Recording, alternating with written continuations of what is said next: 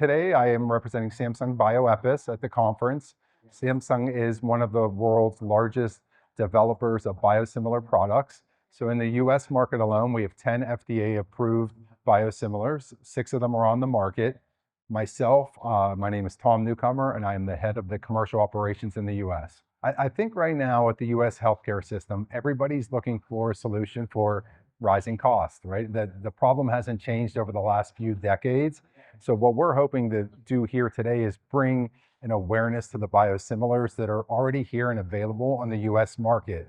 We have a tool sitting here in the toolbox that all the stakeholders at this meeting can reach in and implement at any point in time that will bring cost savings to not only the healthcare system, but down to the patient level. So really it's about bringing awareness to this tool.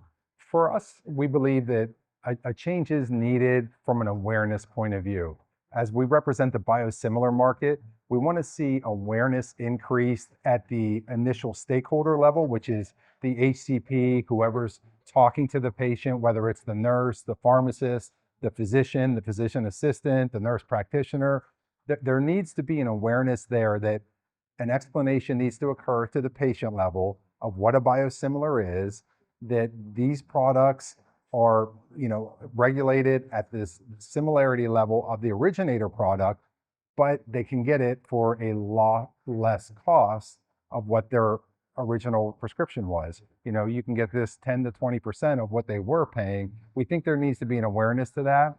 If that happens, then you're going to see cost savings at the patient level. And then as it trickles up the chain, you're going to see it at the hospital level. You're going to see it at the GPO level. You're going to see it at the employer level who's paying for the insurance. It's the one way that we can all save money in the US healthcare market.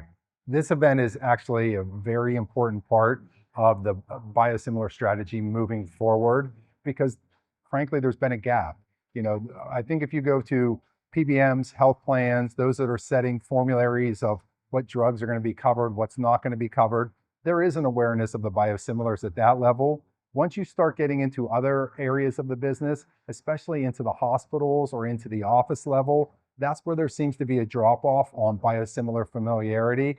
And it definitely varies by therapeutic category or by disease state. So by coming to a conference like this and seeing such a vast array of stakeholders through many different specialties and those playing many different roles, we can bring awareness to a big group all at once.